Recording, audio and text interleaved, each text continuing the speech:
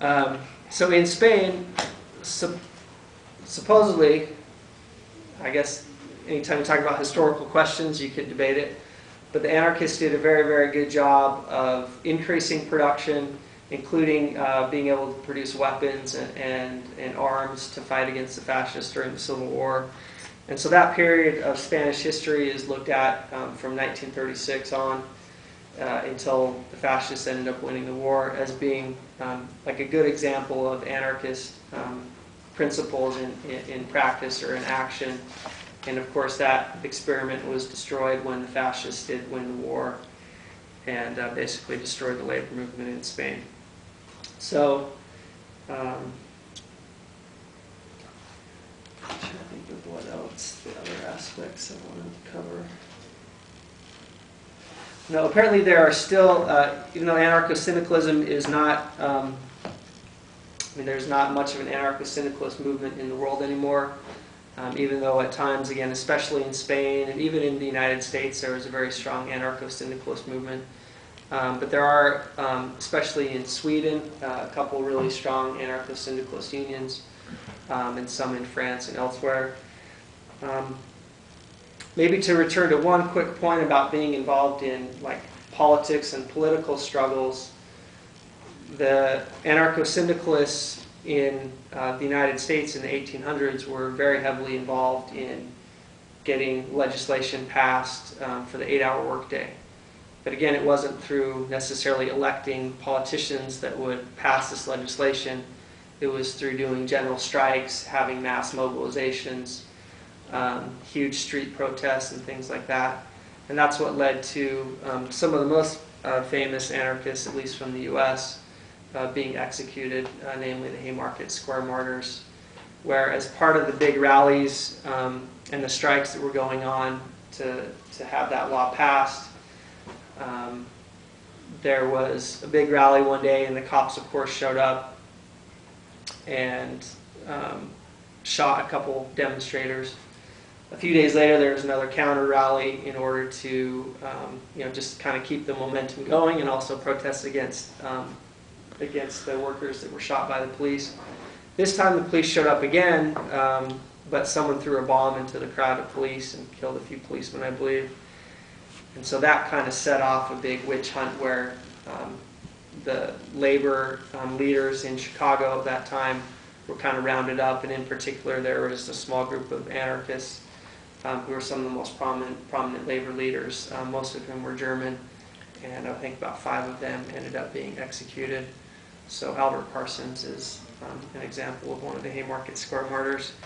But again, that's an example of anarchists who were actively pushing or fighting for in the political realm to improve conditions for workers, but they were doing it in a different way, using direct action rather than indirect action. So that's basically it. And if you guys have any questions?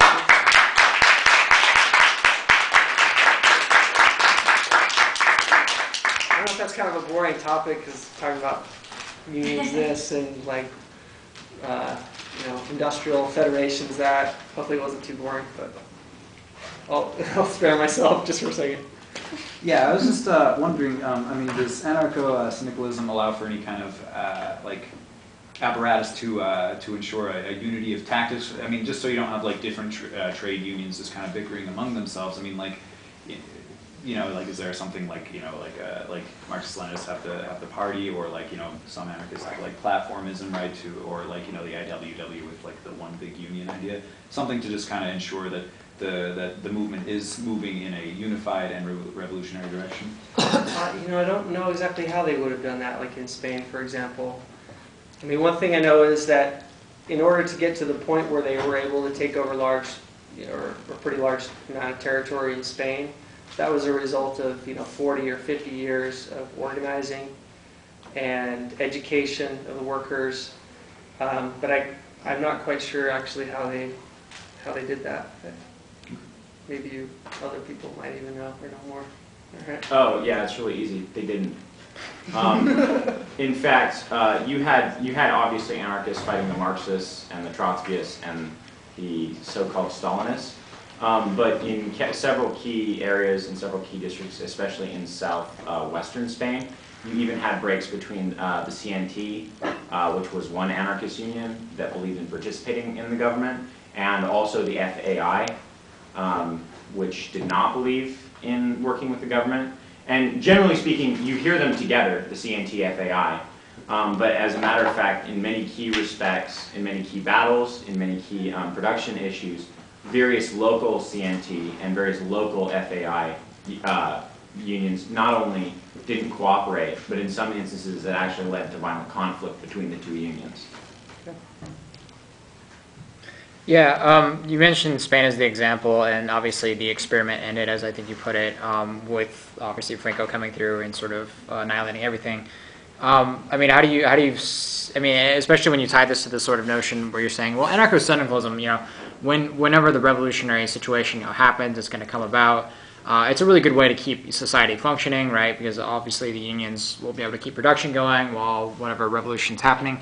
But it seems to me that that's almost not the case, especially with your Spain example. As to where, again, I'm going to obviously take and show where I'm a Marxist-Leninist. The Bolsheviks managed to keep Russia running by a thread, albeit through war communism, as to where anarcho-syndicalism, if we're taking Spain to be the example, didn't really work out as far as a defensive position. So, I mean, do you have any response to that? Yeah, well, what, for example, Rocker would say is, and, my grasp of all this different history isn't like that great, so I don't have, like, militantly strong opinions, but what Rudolf Rocker would say is, number one, when socialism was established in Russia by way of the party, that it resulted in essentially dictatorship and additional oppression. I mean, of course, that's what anarchists will always say about Russia, right? Mm. So there's that response, like, well, of course, the Bolsheviks managed to keep society running, but they had to use a ton of violence, forcibly collectivize the farms, kill a lot of people in the Ukraine, and basically produce a situation where you had an authoritarian and rather oppressive government. That would be the view.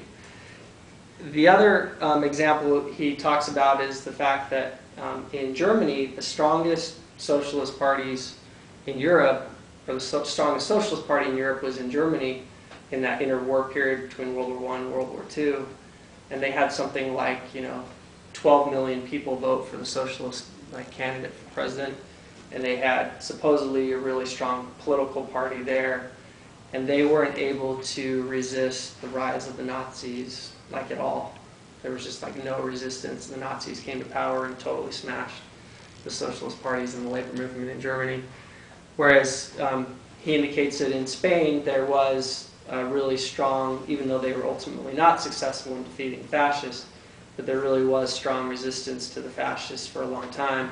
And during those periods of time before the fascists managed to defeat them, they did do a good job of keeping society running, and increasing production, improving, producing more than was produced under a capitalist system.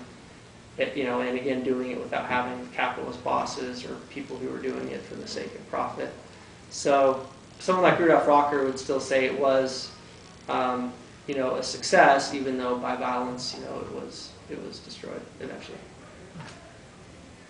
Other questions or do you actually have the numbers of those productions, or was the productions what were the metrics? Were the metrics to the already diminished Great Depression level metrics, or the depression, or were the metrics to, say, Spain in the 20s? Yeah, I don't know. Like I said, when it comes to historical questions, I don't know enough to kind of prove or back up any of that. But that's the way it is characterized by Rocker. So. Yeah. Where'd you pick that book up? A friend gave it to me, but you could. I'm sure it's it's like an easy book to find if you just go on Amazon. Or you could go to an anarchist book fair. All the time. So, nothing. What about, can you tell us about historical, for instance, anarcho-syndicalism in medieval England? Well, one kind of forerunner to anarcho-syndicalism, in fact, that word didn't even come into use until apparently about 1920. Initially, it was just referred to as revolutionary syndicalism. And there was a really strong revolutionary syndicalist movement in France about the turn of the century. But in, I believe, the 1600s, there was a movement called the Diggers, with a fellow named Gerard Winstanley, who advocated things, you know, basically anarchist ideas, although the Industrial Revolution hadn't taken place, and so there wasn't such a thing as unions as they were known later. But Gerard Winstanley, he's kind of known as one of the forerunners of anarchist thought. He was a Christian, so his kind of inspiration for having a communal society where everything is shared and there's no lords and masters one above another was he had Christian motivations basically for that. So. I admit, I was just going to bait you the Monty Python joke, but you I recognize the reference. Nice. You want to tell the Monty Python joke? Sorry, I don't remember the movie well enough.